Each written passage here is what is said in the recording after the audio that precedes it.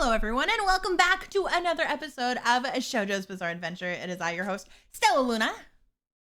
And Laura News said, hello, everyone. Hello. We got some pretty exciting announcements this week. We do. Actually, these announcements happened earlier today when we're recording. Viz had their first manga announcements of the year, and let me tell you, they were super exciting, especially for Shojo fans. Yeah! I don't think they've ever gone this like Shojo heavy. Yeah, there was quite a bit. Announcements. Yeah, I was pleasantly surprised. I was not expecting it, and I feel like a lot of Twitter wasn't expecting it either, because the responses were absolutely insane in the best way possible. To be honest, let's be real. We expect a bone, and we got a feast. We did, yeah, pretty much. So let me get started with a series that I was personally very excited about.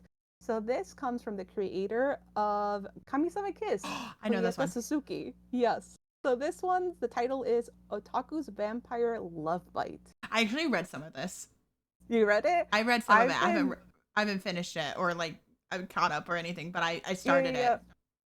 Kind of wanted to check it out, but I'm just gonna wait for the translation. But I've been super excited about this one.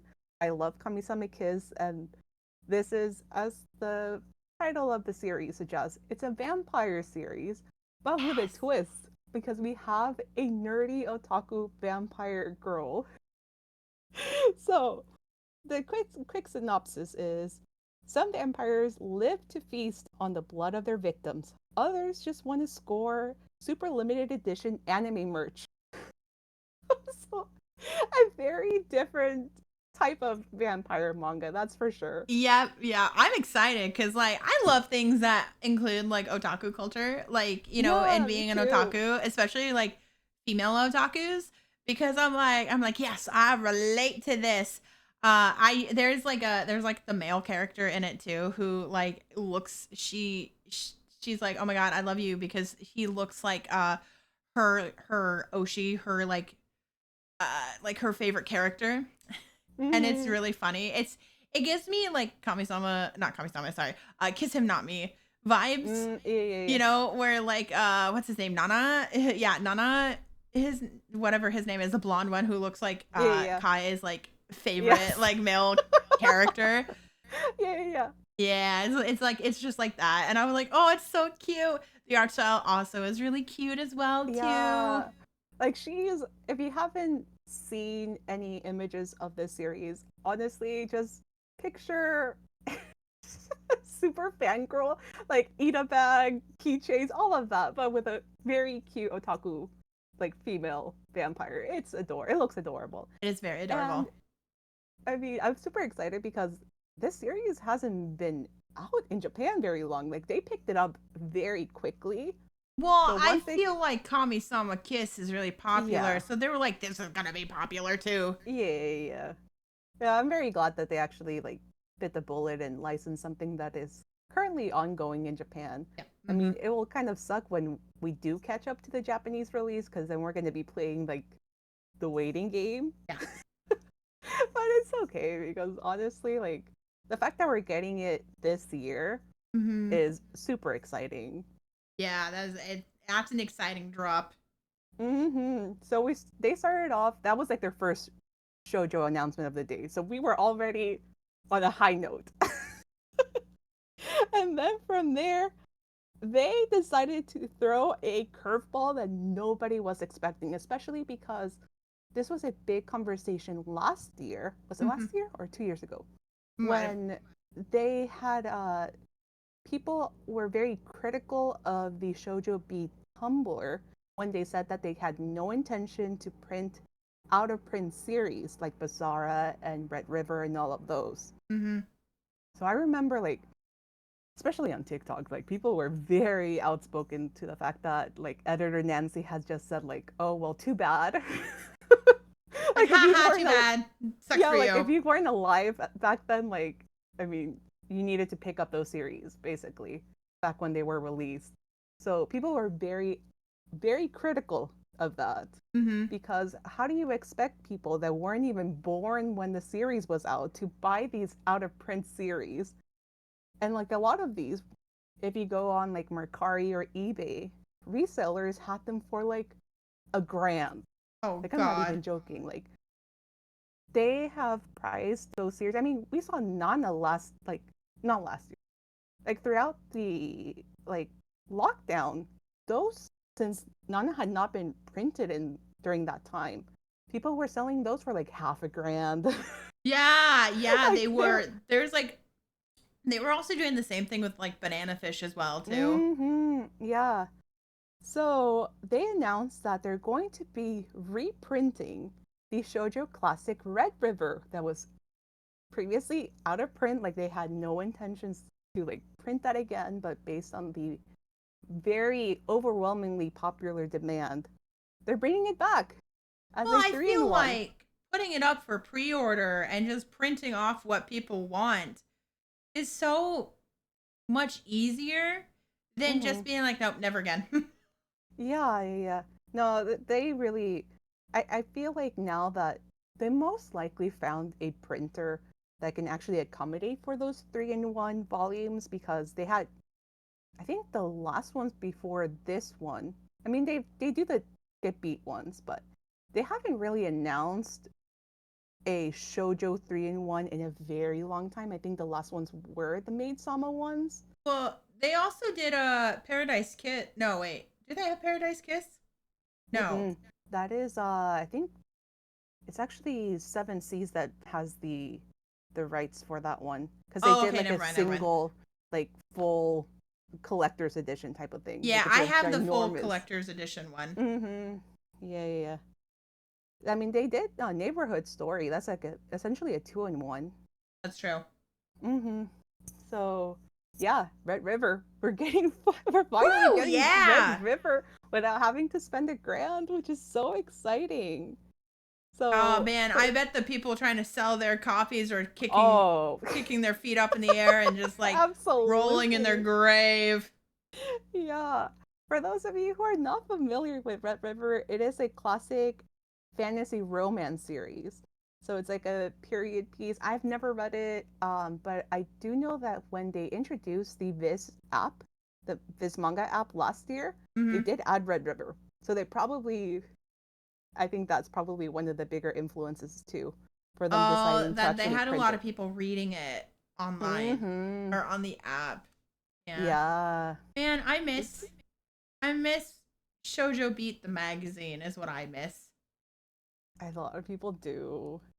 I mean, Like maybe we'll see a magazine revival. Who knows? I feel like I would everything that love is old that. comes back. For those of you who don't know, Shoujo Beat had a magazine back in Mm-hmm. the mid 2000s, right? Yeah. I had bought like I think they're very last. It's so funny because Oh I no. saw I had saw the Shoujo Beat magazine in my local like bookstore, Mm-hmm. and they never have like any manga or anything, but they had this, and I had bought it, and I was like, Mom, please spend the $7 on this, please, I want this, and she got it for me, and Mm-hmm. it was the very last volume they had ever issued. Oh. And I was really upset because I was like, I wanted more. But like basically what the Mm-hmm. magazine would do is exactly the magazines in Japan where they have like Shonen Jump Mm-hmm. and stuff, is that they would put a manga chapter in there, and then you would read it, and Mm-hmm. you would read monthly these different chapters of manga that you would just buy in a big magazine.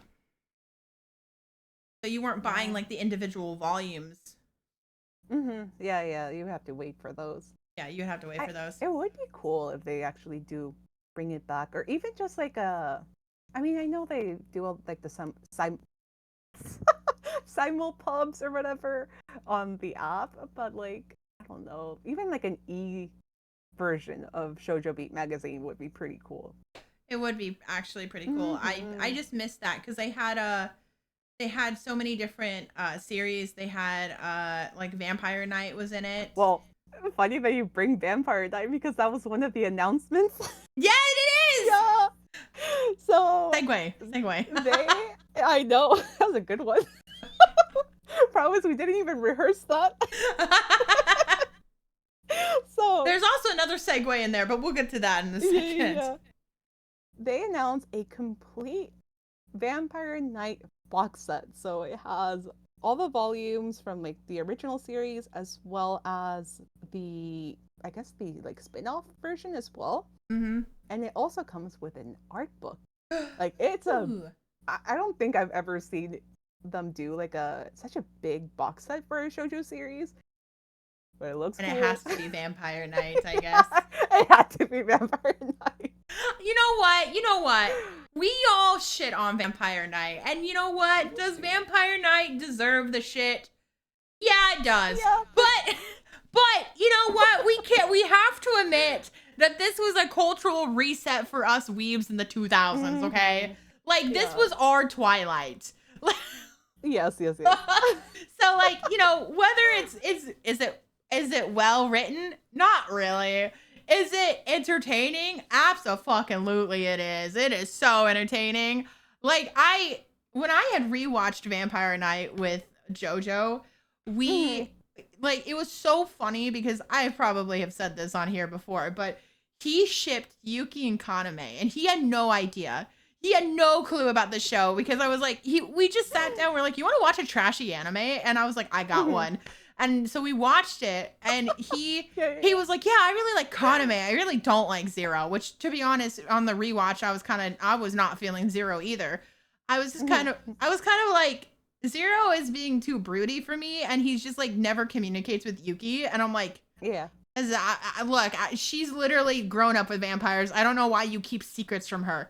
Like, she literally is in love with Kaname, and you think that telling her she's a vampire would make her turn away from you? So, anyways, but yeah, no, Jojo was super liked Kaname and was like, Kaname and Yuki is definitely the best. And then the fucking reveal happened, and he looked at me and he was like, how dare you lead me on like this? How dare you lie to me? Oh my god. I'm like, I'm sorry. It was just too funny not to, like, I couldn't say anything before the goddamn reveal, okay? Yeah, you can't say it. You can't spoil it. I know. I was like, I can't spoil this for you. Congratulations. Surprise. Vampire Knight is an incest plot. Yeah! Mm-hmm. Yep. But, I mean, the fact that it's getting because I already had a box set. This is a newer version of the box set. Like, that means Vampire Knight is still bringing in the money.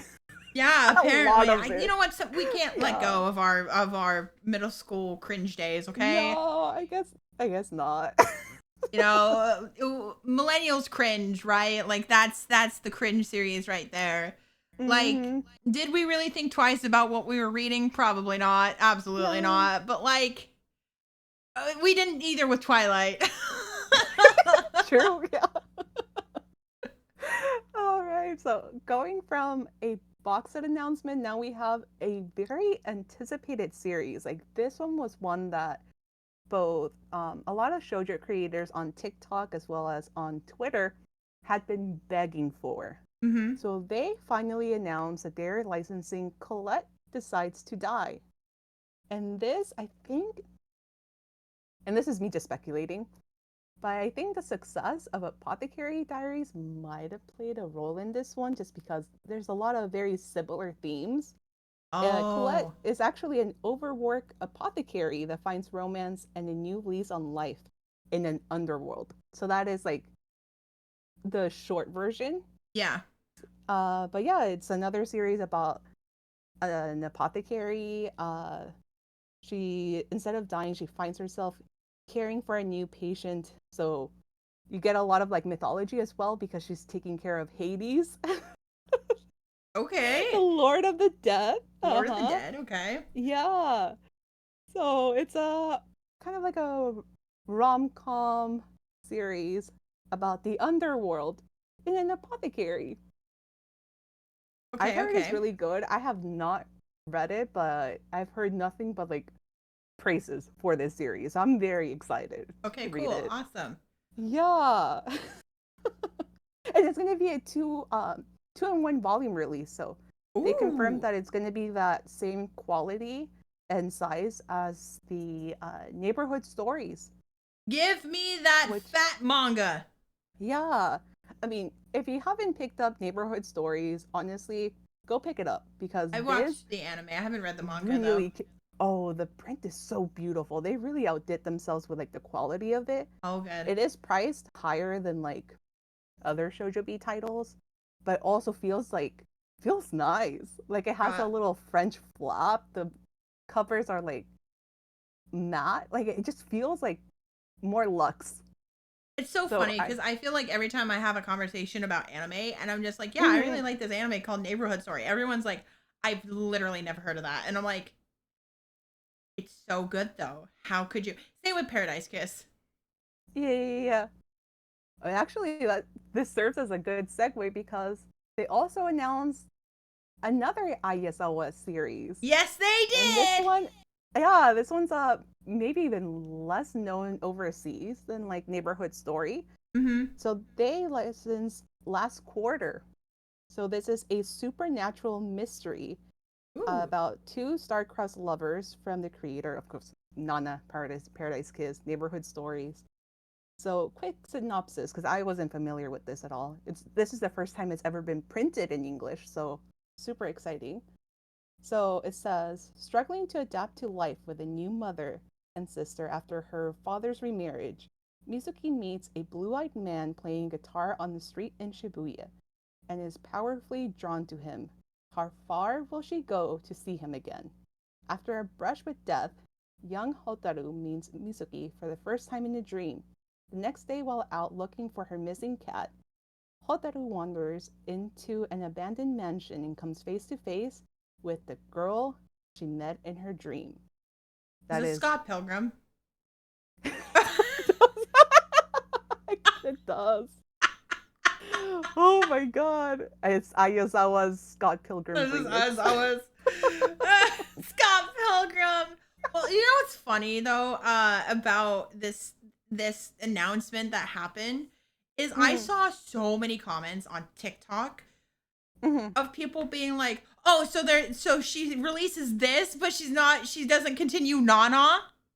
And I wanted to bang my head so hard into the fucking desk because I'm like, this is not new work. This is Yeah, work this that is not. was between Neighborhood Story and Paradise Kiss. This came out in the late 90s. Well, I kind of felt like it was the same thing when they announced like Neighborhood Story, and like people were like, "Wait, is this new?" It's like, no, no, no. This is like This is like old. It's this really is old. old. We're just finally printing that in the in English, but like, yeah, it's just fans that you can just Google it and see like all. I was gonna say her discography. You can see the list of everything she's written in chronological order. Yes, yes, you can. Yeah. Mm-hmm. I'm excited for this one because I haven't read this. It doesn't have an anime. It's just a manga. Mm-mm. Yeah, So and that's an I'm exciting one.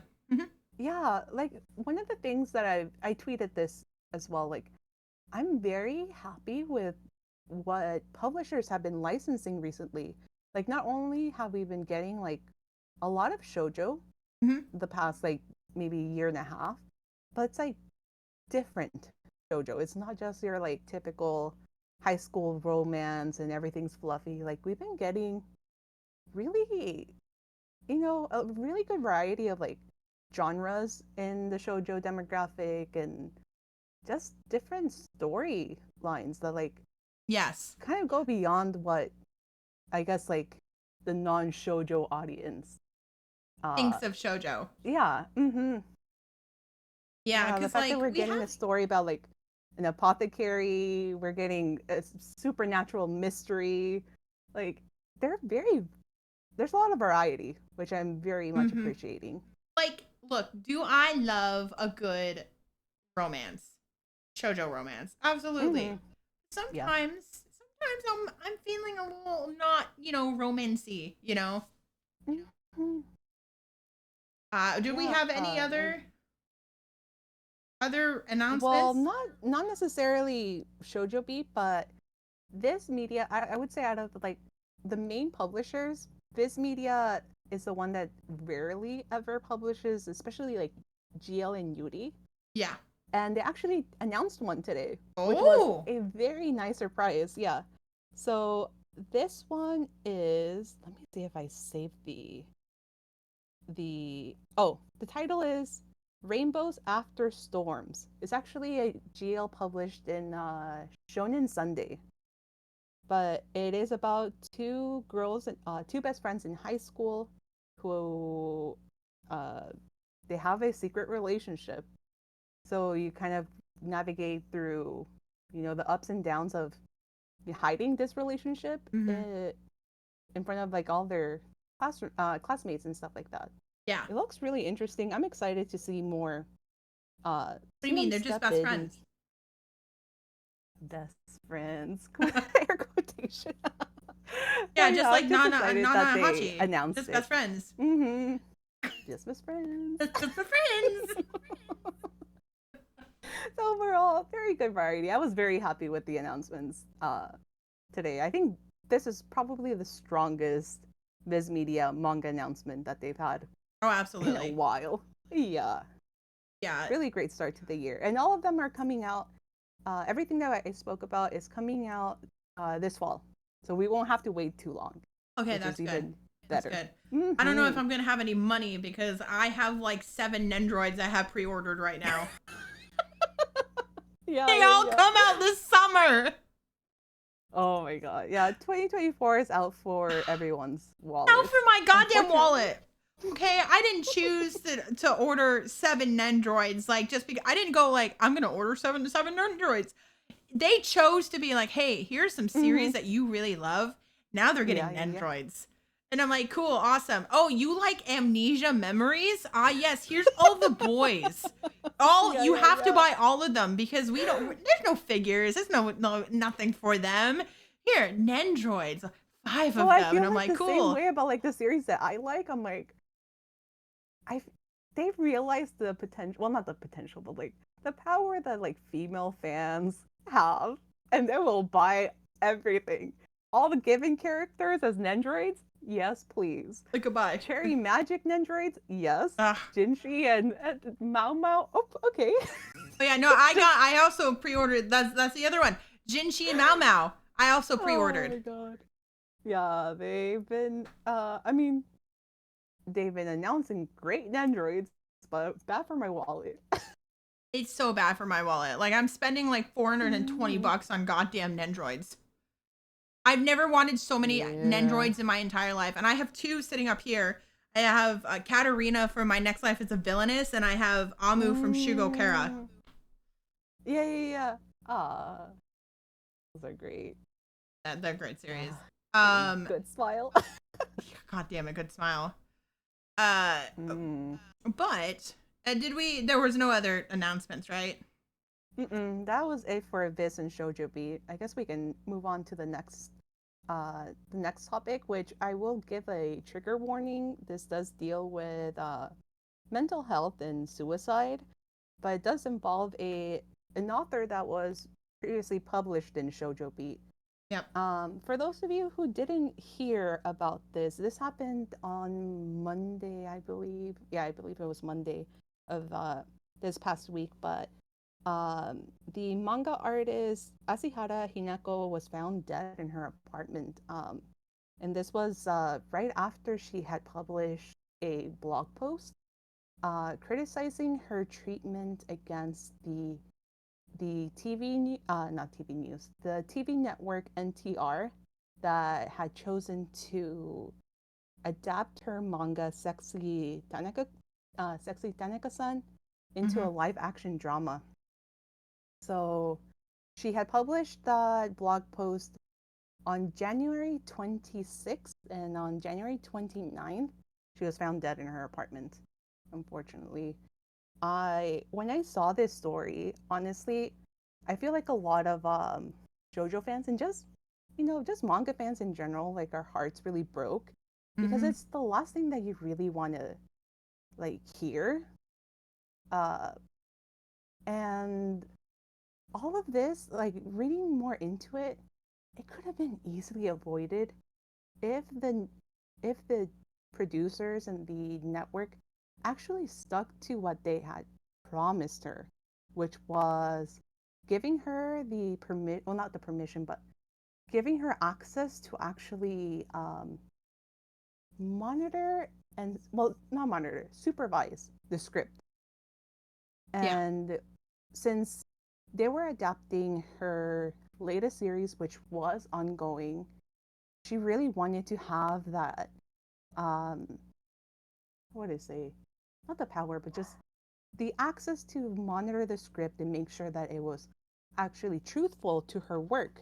Yeah. Because for those of you who are not familiar with this series, I can give you a quick synopsis because it is a very, it is not a very conventional manga series. At least this is the first time that I've ever heard of this premise. So the series centers around two women. One who's actually a 40-year-old woman who has a double life as a belly dancer. Mm-hmm. So one of the things that she was really adamant about when working on this live action was being very respectful and like true to the whole belly dance culture, like the movements and everything. And I guess the producers were just, they kind of thought like, oh, it's a type of dance, and that was it. Yeah. And she was very critical on how like they almost like mm, how would I put it? Like she just felt like the way that they were originally wanting to present belly dancing was just very like cartoony and disrespectful. Yeah. Um, It's kind of what so you would see like in Hollywood and like mm-hmm, misinterpret like what it is and yeah, like because I feel like yeah, belly dancing is very incredibly sexualized. it is, Um yeah. and I feel like I haven't seen the series, but I feel Mm-hmm, like they definitely went in a direction like that, which she yeah. probably felt like was disrespectful. Mm-hmm. Yeah, yeah, pretty much. So that is the main female lead. So it's a 40-year-old office worker that lives a double life as a belly dancer, and the series also focused on a 23-year-old coworker that later finds out about the other coworker's double life as a belly dancer, Mm-hmm. and she goes from feeling very insecure and just like um, mm, yeah, just very like an insecure 23-year-old that doesn't really know about like about her sexuality and anything like that to kind of seeing like, oh, like look at her, like she's this like beautiful sensual woman that enjoys like expressing herself belly dancing, like she just kind of gets like a new like outlook on life and Yeah. femininity. So it just follows like their relationship with um going from like coworkers to friends and exploring like their femininity and stuff like that. So a lot of themes that could easily be misconstrued. Yeah. And I guess that's what was happening with the producers. So since the series was ongoing and she just didn't want this live action adaptation to come across as cheesy. And I feel like that's a concern that a lot of like just manga fans in general have whenever they hear like, oh, this series is going to get a live action adaptation. I feel like the first thing is like people groan. Yeah. They're like, why couldn't this be like an anime? Like, oh, this is going to be so bad. This Well, is going that's to a be so huge cheesy. problem in with Shojo Mm-hmm. because it's Shojo that always gets the live The action live action, yeah. adaptations instead of Mm-hmm. anime. Yeah. Yeah. So I feel like as Shoujo fans, like I haven't seen every single live action adaptation, but I've seen some good ones. I've seen For some bad ones. example, the Kimi to Look at the Netflix one. I know a lot of people were very critical of it, but having read the full manga series and then watched the new adaptation, I'm not going to compare it to the original one because I feel like you can have multiple adaptations of like a piece of media Mm-hmm. and they can live separately. Like you can appreciate the old movie with Gento Miura and then appreciate the Netflix live action Yes. adaptation. At least that's my opinion. But like you can have good ones. And Well, then you can have like absolute like garbage there's fires of like live action adaptations that just like you're just kind of like watching it like I mean, you might not even get through the full series, let's be honest. If it's bad, it's bad.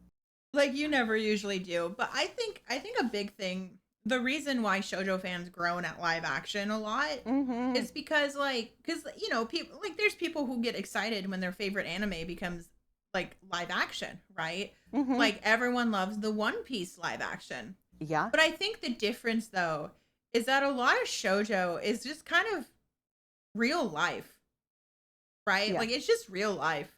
Like it's Mm-hmm. not as like interesting to see as like an anime, right? Whereas Mm-hmm. like things like One Piece, Sonic, Pokemon are all like fantasy like fiction, like fictional worlds a lot of Mm-hmm. times as well with it too. Right? So it's more interesting to be able to see it in live action. Whereas like shoujo Yeah. fans, we never get anime, we always just get the live action and it's like, yeah, that's cool, I guess. Like watching Kimi no Mm-hmm. Todoke live action is cool, but Yeah. like they're just teenagers going to high school. Like, whereas like anime I really feel like gets a lot of like there's a lot of things that live action just will never like pick up the same way as like animation will, you Mm-hmm. know? And Yeah, yeah, wanting yeah. to see the pictures on the page come to life in animation is so different than the pictures on the page come to life with actors. Because Yeah. a lot of times they don't even like they're it's not really a one-to-one translation anyways. Yeah. And talking about the like the way that the script writers and the producers really took her work and just like the way it was described was that they were so heavily modified from the manga and simplified Mhm. to the point that like first of all they never gave her access to talk to the script writers at all, That's horrible. like zero access to the producers. So they would just like send her the script. I think it was like episodes 1 through 4 that were sent to her, and she was just horrified by the way they just like took her work and like completely like not I wouldn't say butcher it, but just like if you're taking a plot that is so I feel like even having not read the series, like it sounds like it would be a very complex like depiction on like female relationships, Yeah. especially female relationships. Like, dude, the fact that you barely see any characters over the age of like 20 in manga and you have a 40-year-old woman as the female lead, like, come on. Yeah, we Like, never get anyone over mm-mm. like usually 30. Yeah. So they had sent her the script. She was horrified. And I mean, her job is like being the mangaka and like drawing and stuff. She Yes. had no experience script writing. So No. like they would give her that and then instead of like having it be like a collaborative thing where she can like express her like concerns or what she didn't like, stuff like that. Like things that I feel like would be I don't know if they're like the norm in Hollywood, but I feel like this type of situation is just unheard of. Like especially if one of her like clauses for adapting the series was like, hey, I want to be able to have like oversee like the script and they couldn't even do that, which was like the bare minimum that they had agreed. Is Yeah. just like absolutely insane. Well, here's the thing too is that I feel like female mangakas are constantly disrespected when it No, comes to their yeah. work in Mm-hmm. whether it's anime or live action, Yeah. cuz like when you look at like OG Sailor Moon, right? Naoko That's what I was Takeuchi thinking too. Yeah. hated OG Sailor Moon Mm-hmm. because Yeah. it took her work and they completely changed it. Yep. Right? They And that was completely pretty much changed things. exactly what happened here. So they changed it, gave her no access for direct communication at all. Yep. she repeatedly asked them to not change the character so drastically and rob the story of its individuality. Yeah. And although she would revise and she really fought very hard for like the live action to be a good interpretation of her work, Yeah. um like Well, I don't, has any of her work been adapted before? I'm Because I not know she did entirely Sand sure. Chronicles, but Yeah, Sand Chronicles was published in Shojo B. I don't think, or it might have gotten a live action, but like really a really long time ago. I'm actually not sure, but because like nothing has been animated. nothing has been animated. Yeah, and Mm-mm. I'm like, it's just so bad because also the same thing happened to Fruits Basket, the OG. Mm-hmm. Mm-hmm. That one also as well because they took it from being a drama, which is what Fruits Made it, Basket yeah. is, a drama, and they Mm-hmm. made it into a Comedy. comedy, romantic Yeah. comedy. Mm-hmm. And like these female mangakas constantly being disrespected makes me Mm-hmm. fucking furious. Yeah. That's that's honestly how I felt. And there's a very long Twitter thread that I can link in the information bar in YouTube. Like the more you read into it, the more infuriating it got because all of this could have been prevented if they would have given her the access for direct communication with the TV staff. Yeah. That's it. But of course it's just people thinking they know better. Yeah, it was essentially the producers thinking like, oh, this is how we're gonna sell her series better than what she wrote, and I mean, Here's the she's thing not a is that if you don't she's think it's going to sell well without you changing it, then just don't don't fucking adapt it. adapt it. Exactly. Yeah. Like, Dude, we lost a 50-year-old like shoujo manga veteran yeah, because of not I wouldn't even say it was miscommunications, just disrespect, misogyny. belittling her, yeah, and misogyny.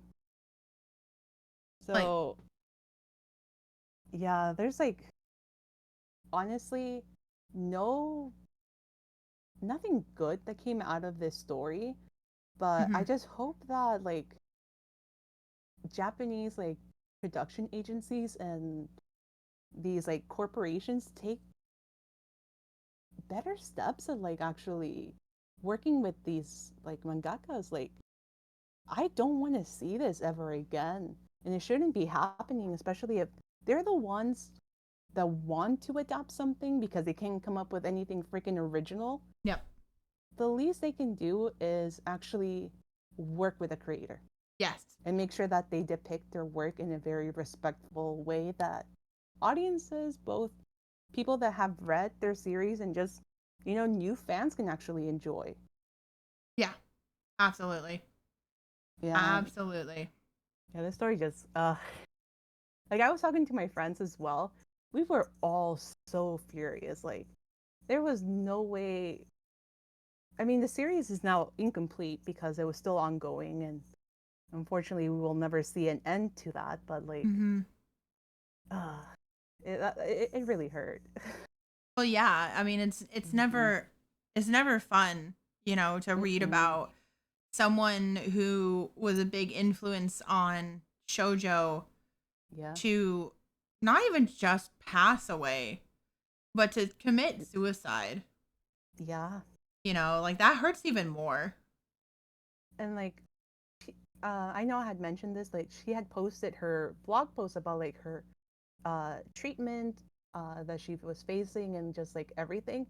And then a few days later, she retracted that because she felt like her blog post was maybe going a little too harsh on the producers and like the staff.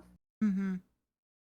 And then, like, after that, of course, like they found her body. But like, I mean, I feel like the fact that she posted that publicly, It was a cry for help, is what it it was, was, yeah. and I it's I just do hope that I hope it does lead to some change yeah, because maybe there has been other other mangaka that have faced something similar. I mean, we just mentioned Naoko Takeuchi and how they like freaking took her work and then made it something completely different. I mean, the Sailor Moon 90s adaptation is not her work. Let's be real. No, it is not. It's But not her like, work.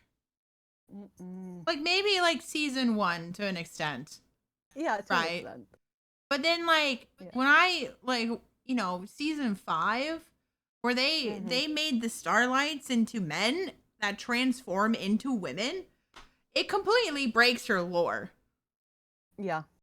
Like Mm-hmm. it just breaks it, because the reason that it breaks her lore is that only people born female can be senshi, Mm-hmm. right? And that like it doesn't always mean, though, like especially back then. I know like things are different than in the 90s, but like like being born female, it doesn't mean that a man can't be a senshi. It's just that you have to be born female, if that makes Mm-hmm. sense, right? Because like I Yeah. mean, like literally, Uranus exists, and now we have a term for Uranus being non-binary, essentially, or gender Yeah. fluid, right? I think as a Mm-hmm. community, we all kind of go, yeah, that's what Naoko kind of intended, but there was no word for it in 1992. Yeah. you know, Definitely. Yeah. so Times change. the Mm-hmm. times change, but that's what essentially she did right. But Mm-hmm. they changed that was a huge change in the 5th season of Sailor Moon and Sailor Moon Stars. Yeah. And it's just constant, like the disrespect It that I've is. seen, Mm-hmm. from the like Yeah, like production towards teams like towards female yeah, mangakas. yeah, because I know like for the One Piece live action, I think they Netflix did involve the creator a lot and got his blessings for a lot of the things. Yeah. Even like down to like the casting, like he was supposedly, from what I read, like super involved. And Yes. I think that's the way you should go about it if you're adapting someone's work. It Yeah. would be a different thing if you're adapting like a work of somebody that already passed away. Like of course, like reach out to the family or Yeah. whoever else just to make sure you adapt it properly. But if you're adapting someone's work and they're living, the least you can do is have them be more involved. Yes. Absolutely. Yeah. So my condolences to like the family of Ashihara Hinako, because this honestly was just com- very tragic. It was a Heartbreaking. story that nobody, yeah, it was a very shocking story. So yeah, there's Yes. really no way to end it other than I hope this does lead to some Some change. hopefully positive change. Yeah, much needed change towards Absolutely. the treatment Absolutely. of like female mangaka. Yeah. But Mm-hmm. speaking of the way that women are treated, Mm-hmm. oh God, uh, would you like to bring up what we were talking about earlier? Yeah, so I know a lot of you, especially if you were on TikTok and Twitter, I feel like more specifically, you most likely saw the whole sorbet situation. Oh, I sorbet. think it took place like last summer, It was but like, yeah, last basically, spring. Yeah. mhm, an overseas idol group, and they went viral because of a video they posted about their call-in responses. Yep. And it was one call-in response that, oh my God, it like you cannot escape it. First, it was like, I feel like when it went viral, the first wave was memeing it. Yes. Everybody was memeing Barry's call-in response. Yes. And then from there, holy, It got holy it went shit, it from got, meme to mean. oh, beyond me. Yeah, beyond Like, mean. Horrid. to the point, like, horrible. Just like the unimaginable, I feel like. Because, I mean, I feel like as content creators, we've had the unfortunate displeasure of seeing like people getting doxxed and harassed, but the way that the internet responded to Barry's calling response and like her apology, Mm-hmm. I just I feel like it was multiplied by like 100. Like I'm not even joking. I feel I've always felt really bad for her because it's a Yes. lot of hate for a single person and someone who wasn't even like a content creator. Like she was, although she was not young, she had not been posting content for a while. Yes. So it was It just was just this group because like it's just this group of mm-hmm. three Yeah, girls who wanted to do idol, who wanted to yeah. be a J-pop idol group, right? Mm-hmm. And because like it's been brought up again because Barry's had to talk about how, which by the way, Sorbet did break up last summer, Yeah, they right? disbanded. They Mm-hmm. disbanded last summer. They made their post in July, right? Mm-hmm. And even to this day, almost a year later, she still gets an insane amount of hate and she gets doxxed. Which, by the way, Yep. first of all, I gotta go fucking applaud her. She is stronger than anyone I fucking She know. is. Because, Honestly, if I were in their shoes, I would have left the internet completely. yeah, Like absolutely. it was just an absurd amount of hate directed towards a single individual. Yeah. So she is incredibly strong, and to be pursuing both content creation and like her idol dreams, Mm-hmm. despite all of that, props to her. Yes. I'm gonna say maybe something a little controversial. Like Mm. maybe we're gonna get a little controversial here.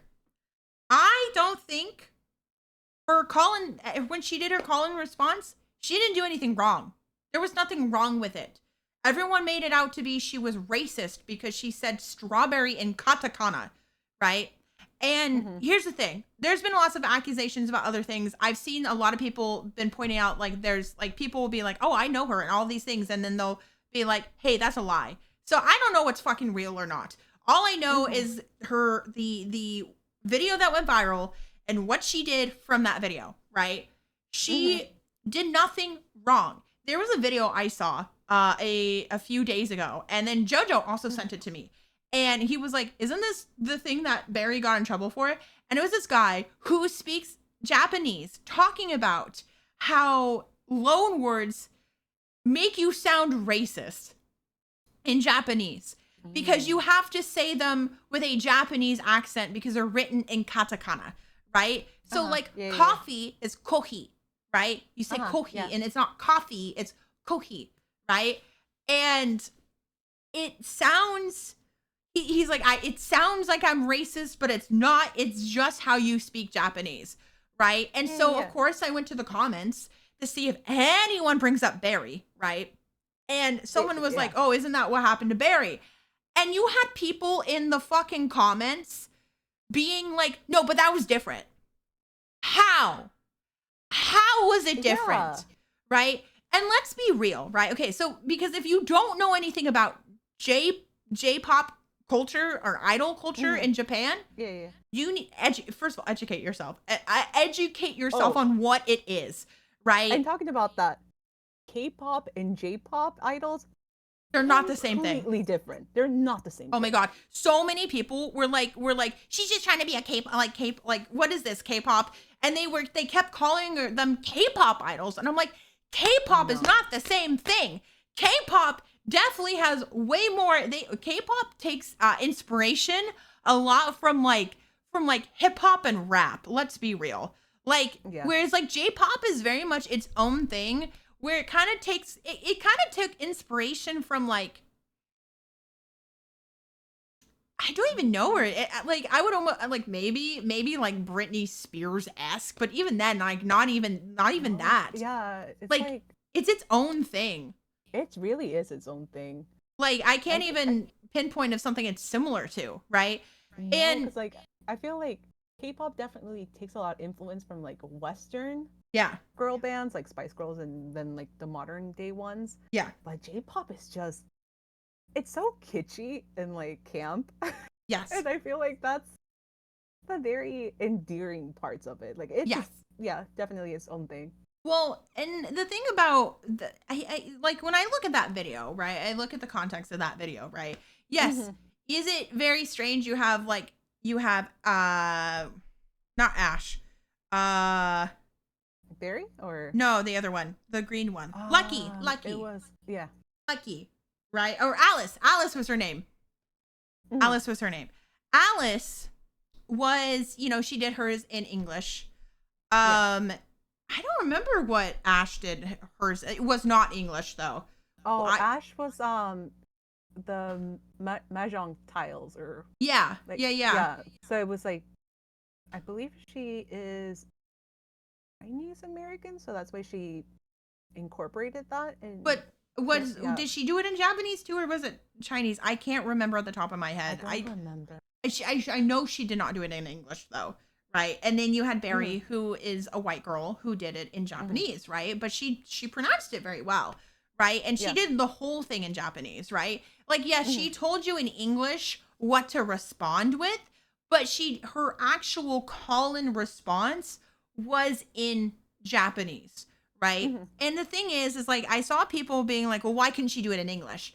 Right. And the thing is, like, if you want to be a serious, like idol, right? Hmm. There's not really as big of an audience in the West as there is in Japan.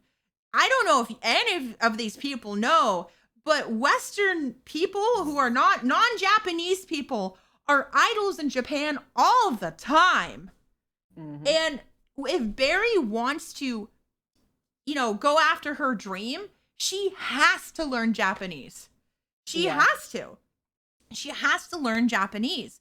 And I just feel so fucking bad for this girl because she literally in that video did nothing fucking wrong. Right? And like I said, I'm not talking about all the other allegations outside of the video. I'm talking about inside this Just the video. specific Yeah. video, right? She didn't do anything wrong, right? Hmm. And it just drives me insane because like her saying strawberry in katakana, because I know a lot of people will be like, it's in strawberry is ichigo in Japanese, and it's like, you are correct. Yes, you are correct. But berry is also correct because usually ichigo is referred to the fruit, whereas like strawberry in katakana is referred to the flavor, right? So it's context. The context of her saying Hmm. like, who's your sweet idol, right? And saying like the flavor strawberry makes Hmm. sense because it makes sense in that context, and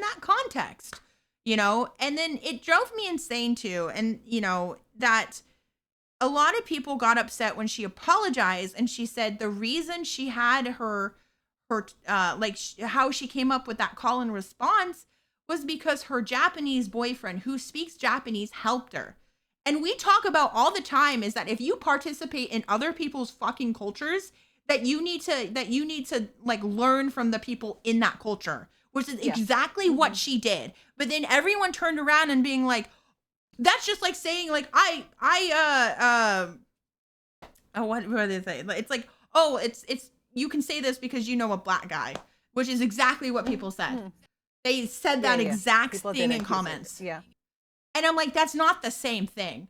That is not the same because like that would be like if I went to Japan and I went and I was like, I want to try wearing a kimono, right? I would Hmm. go to a shop in Japan that would help me wear a kimono, Hmm.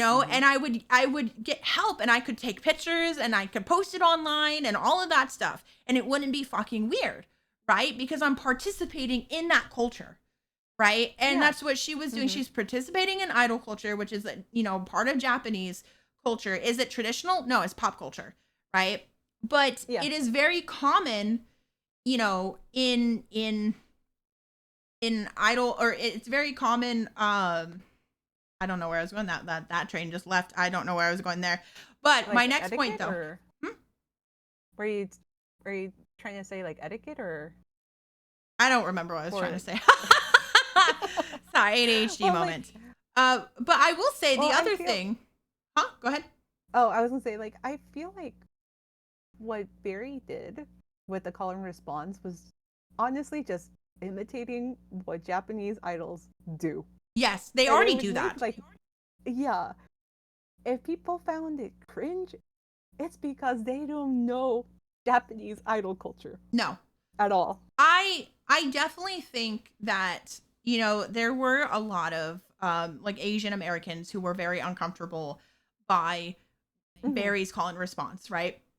Yeah. Absolutely valid for feeling that way Mm-hmm. because, like, yes, loan words do sound like you're imitating an Asian accent, quote unquote, right? Like you're Mm-hmm. trying to imitate an accent and say something in English, which is something that Asian Americans get made fun of a lot, right? Yeah. And then a lot of people also said that it was portraying a stereotype of like submissive Asian women, right? Which is a huge Mm-hmm. like racist stereotype, right? Yeah. But I will say that I feel like that's more of a problem amongst the J-pop idol industry than it is just Barry. Because Barry Mm-hmm. is imitating the J-pop idol industry, right? Like idols are very much like very cute, they're very high-pitched voice, they are like that is just something that's very common in idol culture. And that's what she was imitating, right? Mm-hmm. And we could say that the criticism is more on the idol culture in general rather than just Barry. And I think it's unfair to blame all of the culture, the criticism of that culture onto Barry when it could be like you could handle it in so many other ways that are better, right? Mm-hmm. I Yeah. mean, I'm a VTuber, right? Clearly, clearly, we've established this episode 22. We've established this for 22 episodes. Yeah. I am very well versed in idol culture and how it affects VTubers, right? So one of the biggest companies in VTubing is Hololive. And Hololive is they have so much idol culture there. Like it's Mm-hmm. huge, right? The majority of Hololive fans are men, right? Which in a lot of idol culture, a lot of the fans are men. Like there is a huge group that are young girls as well too. But there's also a huge portion that are men who really like idols who are usually very young, like under the age of 20, you know? Yeah. And so it's the same thing in Hololive. There's a lot of men who really enjoy Hololive as well. And they get scary, just like we saw in Oshinoko with I Mm-hmm. as well. Yeah. I Hoshino. And I mean, we literally had the Rushia thing that we talked about last week. Yeah. This week. Mm-hmm. And how many of her fans were so possessive of her and believed they were in an actual relationship with this girl, right? Like they Mm-hmm. Hololive doesn't care if they're in a relationship, but they definitely do not advise for them to talk about their relationships. Like it's not like you're going to be in a relationship and fired, but like they definitely Mm-hmm. advise against it because fans get really scary, especially when you are a woman Yes. who is performing, who is an idol. And so there's a whole problem with idol culture in that way, right? And idol culture is seen to be like, oh, like, you know, you have to be a girl who's like pure and innocent and all that stuff, right?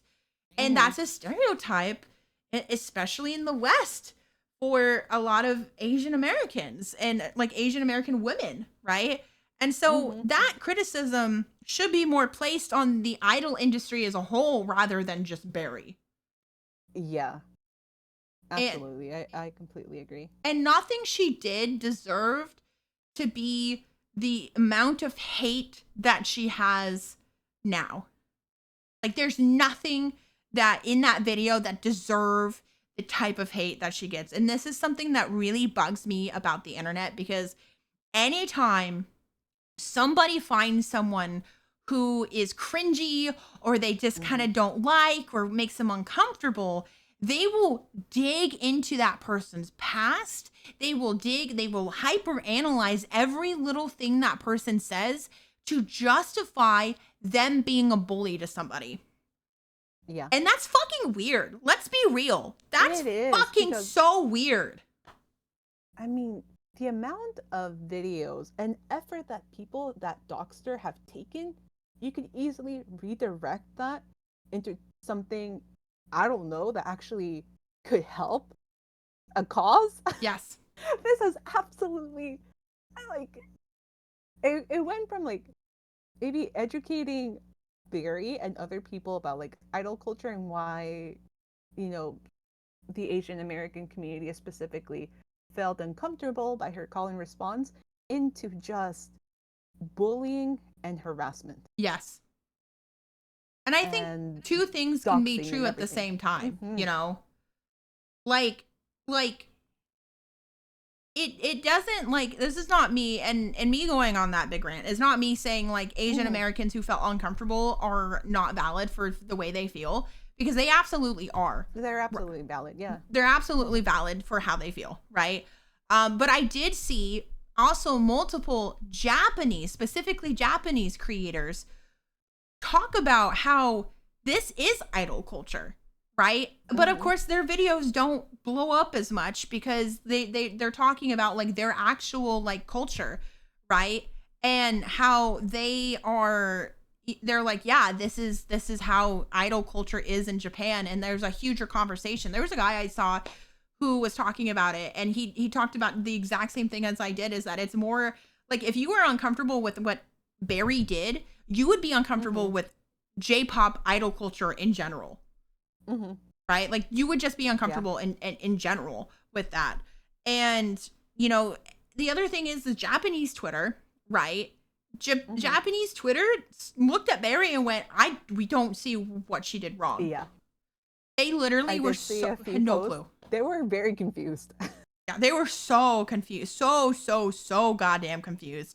Like I was like, yeah, it sounds like the internet, you know. And again, there is a difference between people in Japan who are who that was really weird. Uh sorry, I saw something. I was like, that was weird.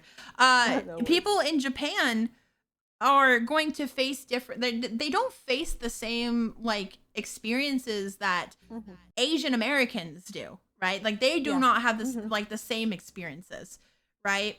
And I think that, like, in my personal opinion, what could happen and what maybe should happen is that, if, you know, like if I was Barry and or if I knew Barry and I talked to her, I would be like, maybe, you know, to kind of make everyone at least try and make everyone happy. Not like, obviously you're not going to make everyone happy, but like when Mm-hmm. you do your call and responses in English, or like if you're talking to an English audience, do have an English one, right? If you have Mm-hmm. a Japanese one, speak to a Japanese audience. So like if you're on Yeah. Twitter and you know, use Japanese hashtags and you type in Japanese and all that stuff, or even Mm-hmm. upload your video to like to Nico Nico, right? Yeah. Yeah. Yeah. You could use the call and response in Japanese there, right? And you just know your audience. And that's what I would tell her, because I don't think, like I said, I don't think what she did was wrong. I think she just said it to the wrong audience, if that makes sense. Yeah. Yeah. I can see where you were going, and I definitely agree. Yeah. But like the thing too with like Sorbet and Berry, Yeah. they're not the only like overseas J-pop idol group. Like this is not a new thing. No, absolutely so, not. Because so like, to pinpoint all of the hate towards one individual person, yeah. absolutely insane. Like Well, because like there's Paida, right? I yeah, love Paida. Paida, I love her too. if you guys don't know who Paida is a J-pop idol, overseas J-pop Mm-hmm. idol, which is what kaigai means. Kaigai means overseas, foreigner, you know, J-pop idol, right? Mm-hmm. And she is a J-pop idol who is like, she's so cute. She's like got the space theme, and she's like, you know, she's an alien from outer space who's here to invade your heart, kind of thing. And it's really, she's so cute. And her music's really Mm-hmm. good, right? And I don't really see the different, like she sings in Japanese too. Yeah, she does. Mm-hmm. And so and it's even funnier because she's collabed with Barry now, Yeah. you know? Mm-hmm. And it's so funny because I saw people when they collabed, I saw people in Paida's comments being like, "No, Paida, how could you do this? How could you do this?" And I'm like, they do the same thing, you know? On top of that, you know, I saw Barry had to make a video talking about how she does not, she does not do, she doesn't take selfies with people. I saw that too. Yeah. And it's because people can alter videos and pictures of her, and she isn't comfortable with that. That's why she'll do a Polaroid, but she won't do a picture on her cell phone. And I'm like, that Hmm. totally makes sense, because I'm like, Yeah, it's very understandable. that's how in danger she is at all times. And people go, well, where's Ash? Where's Ash? And I'm like, I guarantee I'm Ash, like, she dude, left. the number Mhm. of times that I have seen Barry make a video just addressing her boundaries, and then Yep. people in the comments, even on that same video, still just completely ignoring her, like what she's saying in the video. Yeah. Like she's asked multiple times, "Do not call me Barry Chen." Yeah. Do not call me Barry Chan. Yeah. It makes her uncomfortable. Just please refer to me as Barry. Yeah. She's asked that so many times and very respectfully as well. Yes. Like she doesn't need to be repeating herself to this extreme, but she has to because I mean I'm sure she has blocked a lot of people. Oh, And absolutely.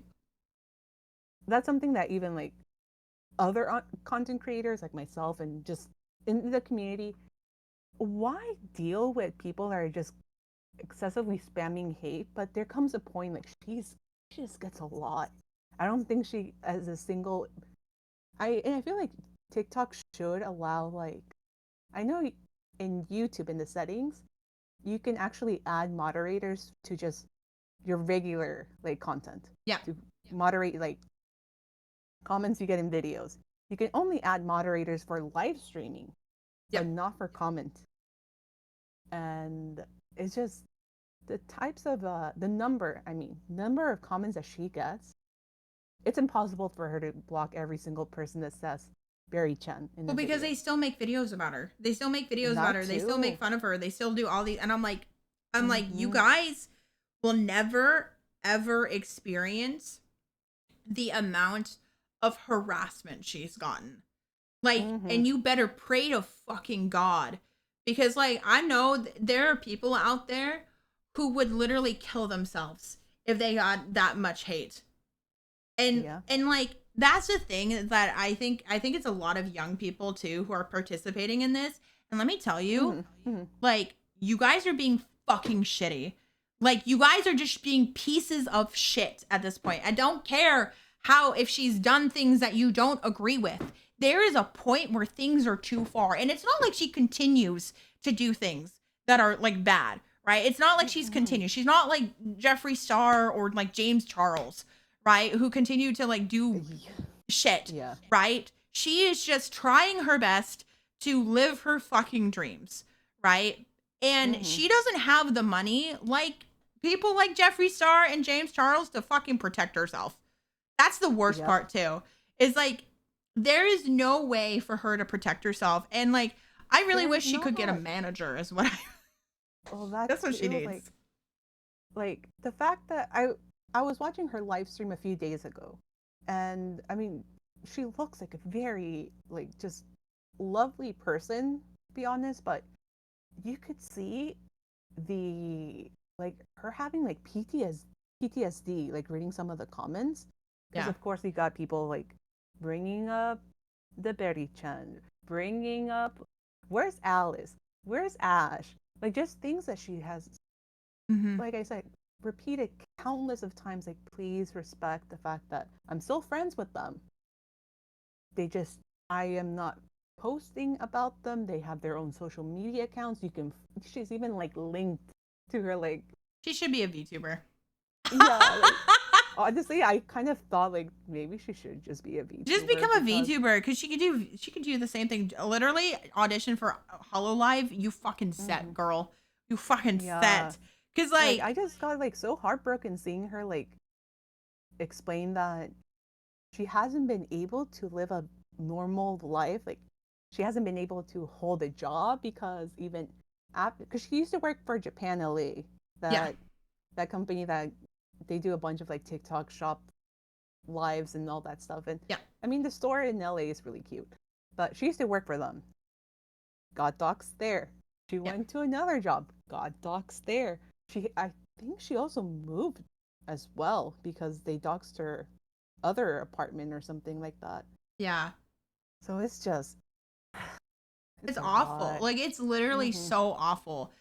And like I said, there's no amount of anything she's done that deserves any of this. And Mm-mm. not even close. Not No. even fucking close. Cause the same thing, because like something similar happened with Dakapo, who was that VTuber who went viral for Mm-hmm. singing, like doing the concert, quote unquote, for $300, which Mm-hmm. was misinformation, first of all, because it was not just him, it was other VTubers. On top of that, it was $300. It was 300 baht, which is like $9 USD, and it was for a convention. So the Mm-hmm. concert, quote unquote, wasn't even a concert. It was just kind of an event that happened in the con. And like it is a side of the internet that it has gotten progressively worse over the years because It like has. like I mean, the very first time I think I'd experienced something kind of similar to what Barry went through, or Mm-hmm. not like I experienced, but when I saw like the like Yeah. someone I saw on the internet was Rebecca Black with Yeah. Friday, Mm-hmm. right? But I feel like a lot of people were really memeing. And I don't know if she was ever doxxed. She might have been doxxed. Like she I basically don't. Barry is the new Rebecca Yeah. Black. Let's be real. I don't think she got doxxed, but like, I mean, we were talking about like the internet was such a. Yeah, it was It different. was not. Yeah. I feel like if Rebecca Black happened, like if the whole Friday thing happened in today's age, oh yeah, Oh yeah, she would have been doxxed. she would have been doxxed. Yeah, Mm-hmm. and it's horrible because like half of these people don't even deserve to be doxxed, right? They don't deserve No, to be doxxed or their livelihood be threatened, right? like I understand that like these younger kids on social media find a lot of things cringe, Yeah, but that doesn't warrant them to basically not live a regular life or have the. I mean, at this point, like their safety is a privilege, and like Barry does. I don't know how she can still go to like cons and feel safe yeah. I when have like no people are clue. still, yeah, people are still treating her this way. Yeah, because that's you're right. It is a privilege to be safe, to feel safe, and Like it she shouldn't should have be that not. way. Like she should be like she should feel safe creating content and just trying to pursue her dreams and not having to like second guess everything. Well, and here's how I know that she wants to be an idol so badly Mm-hmm. is because and it's not coming from a place of like I want to be famous and I want like all this attention because Mm-hmm. she would have not reacted the way that it did when everything went down. Mm-hmm. Like the way that she handled it was very professional and very very good, and I think that she she is someone who genuinely wants to be an idol. Like she Yeah. genuinely wants it. She doesn't want it for the fame. She doesn't want it for like, she just wants to sing and wear cute outfits on stage Mm-hmm. and then be taken seriously in Japan, right? Like Yeah. at this point, I should just move to Japan. Like I that would do be the safest too. place for her. Let's Yeah. be real. Like Mm-hmm. like because Japanese Twitter, Japanese people don't give a shit about like what she did, right? No, they don't. Um, whereas like I I feel mean, like being in the US is just in the West is so unsafe for her. it is, yeah. I mean, I've seen a lot of like Western creators, even like Latin American creators, move to Japan. Yeah. That would, especially here in the US, like their appreciation of Japanese culture would be considered cringe. Yeah. But in Japan, they're so appreciative of the fact that they're actually participating in that subculture in a very respectful way. Yeah. I Because think like another person that I thought of was I don't know if you're familiar with her, but Marite. She's a Colombian artist who uh, she's like very big in the decora scene. She has I've like heard the name before.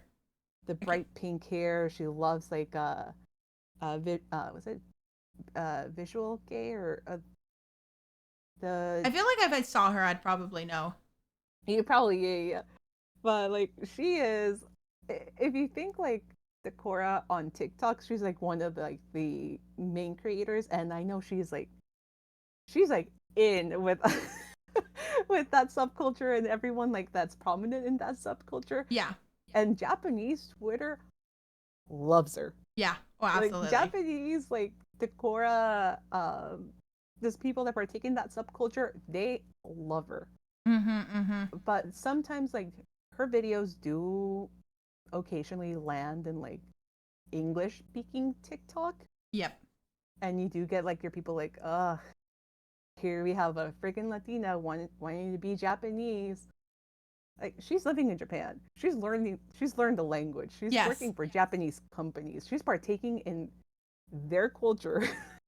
It's so weird. Like when it Yeah. comes to the Western culture, it gets like really weird sometimes. Like yes, It does, you yeah. know, I'm personally someone who thinks that we should share culture, right? Mm-hmm. And the people and then the people who are from that culture are the leaders of it, Mm-hmm. right? Who are leading it, but we should be sharing it.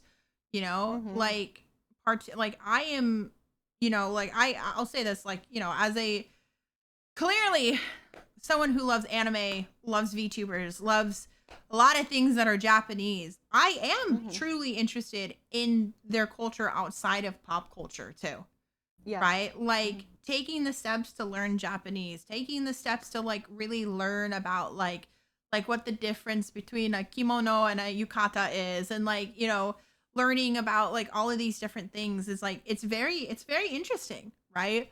Mm-hmm.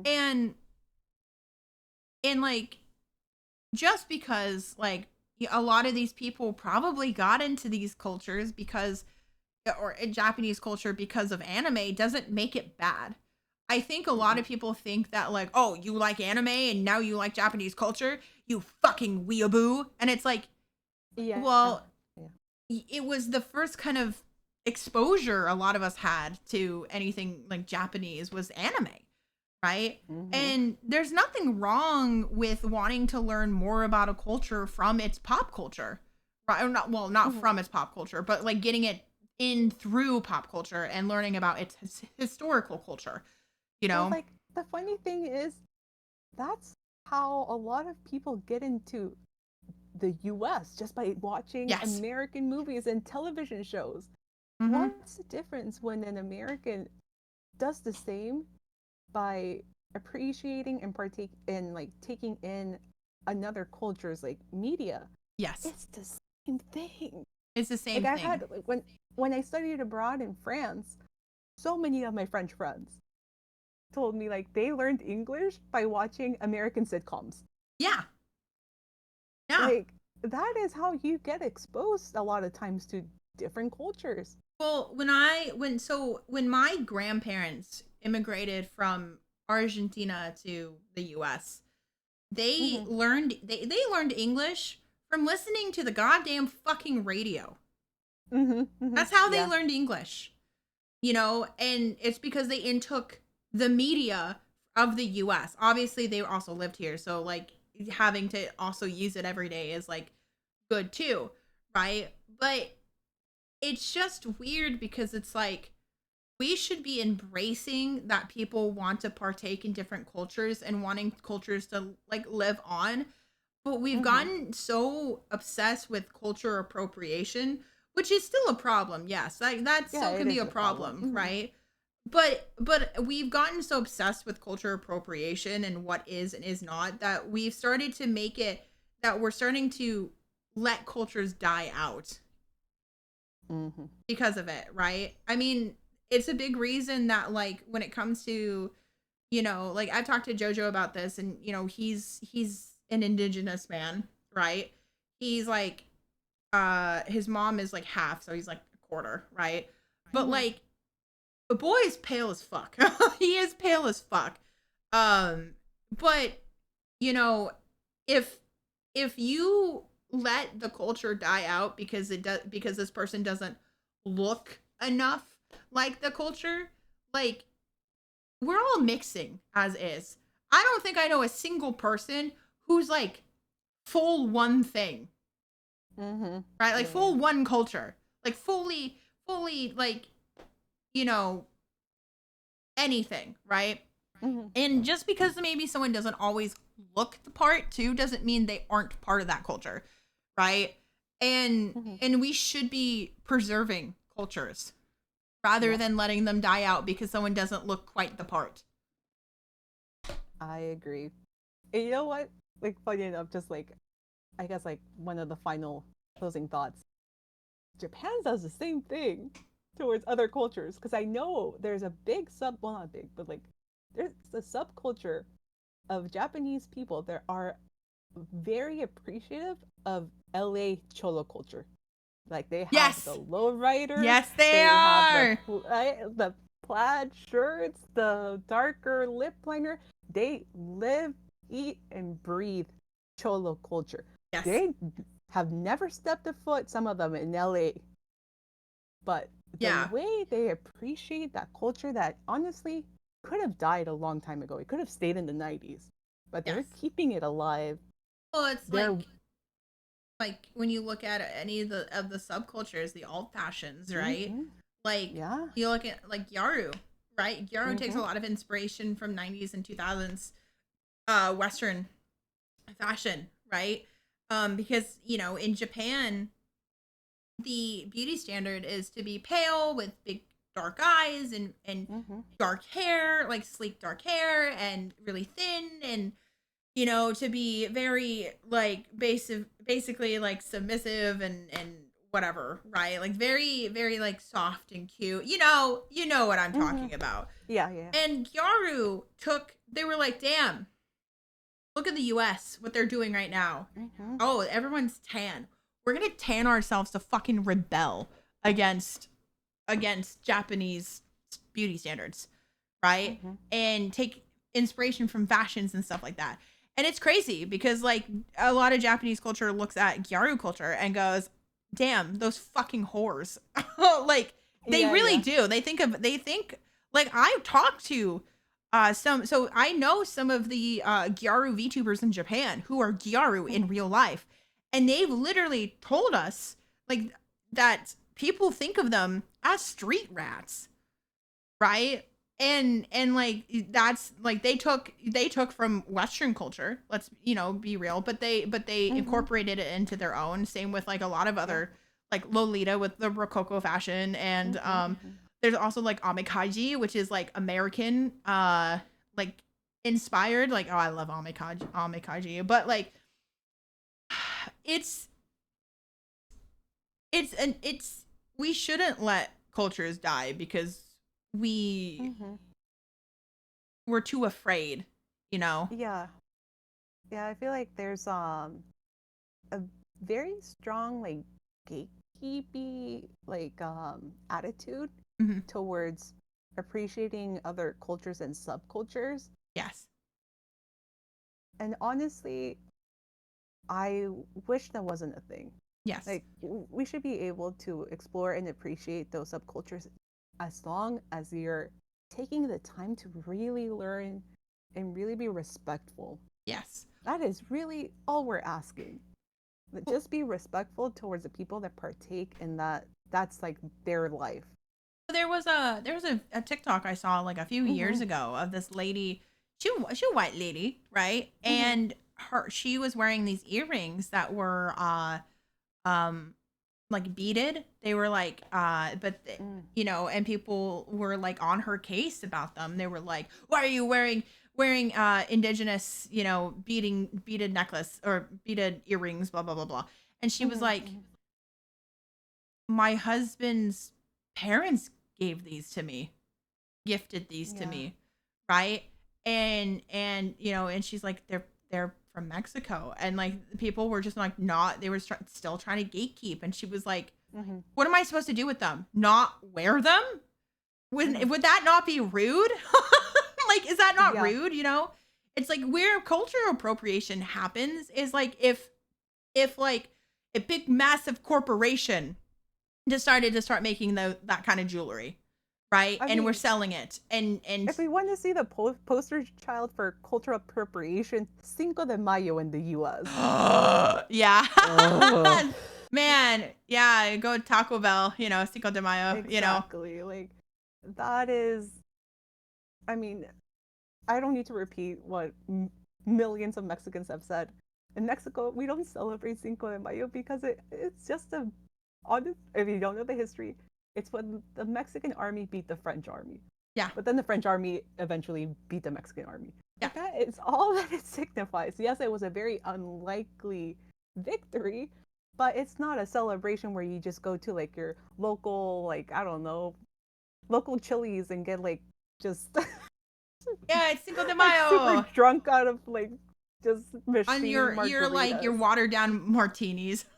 Yeah. Margaritas. And, like, let's That's what I be meant. real. A lot of the people that like partake in that are the same people that are voting for Trump. Yeah. And it's just That's like cultural appropriation. yes, it's taking something and profiting off of it and not respecting the culture, right?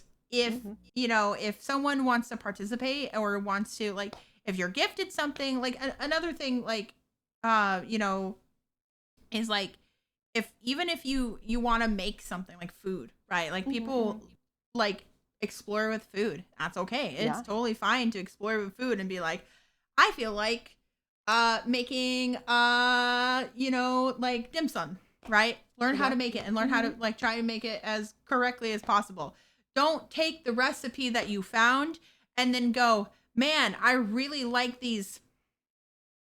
I don't even know what you would call them. Like you would call something, like give them a different name, right? You give them a different name and you're just like, yeah, these pocket chicken. Well, I remember this happened during lockdown. Like there were a few like white influencers that were this, I will say, this was appropriation of Mexican dishes. Like elotes were called like Mexican street corn salad.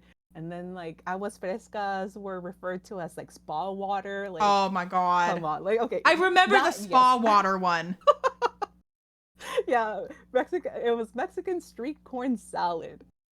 It's like, look, if you want to make a video on it, you can do it. Just don't give it a different fucking name. Like, credit who it belongs to, you know? Yep. That's culture appropriation, not whatever the fuck people think it is. I don't know. Yeah. It makes just respect cultures, honestly. Like, respect. Respect cultures, and just honestly, like, the times that I've seen the internet just bully and harass individuals in this extreme, it's always, again, back to the misogyny. I feel like it's always female or female presenting creators that get it the worst. So bad. Yeah. No, I agree. I absolutely agree. But anything else you want to add, or?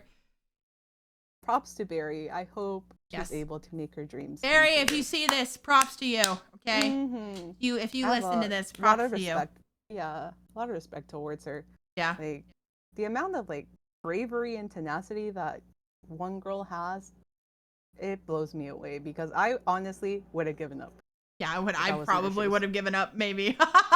Yeah, it's just a lot. So I hope your dreams come true. Yeah. And also get a manager. Try and get a manager. They can look through your comments for you. Yeah. All right, guys. We'll see you. I don't know. Will I see you next week? I don't know if I will see you guys next week. No, we will. Never mind. Just kidding. Just kidding. Look, JoJo's coming into town, and I was like, well, Sunday. And I was like, wait, no, never mind. Yeah. We'll keep you posted. Follow us on social media to stay updated. We're Shoujo Podcast, literally everywhere. Yep. And you can follow us on our socials too. Yes. Especially now that Stella has been streaming too. Oh my god, I'm back! Yeah, you're back. I'm back in action. I'm also going to be back in action by the time this goes up, because I was taking a little content creation break, which is good for the mental health. As you should. Anyways, goodbye, guys. Bye. See ya. Bye-bye.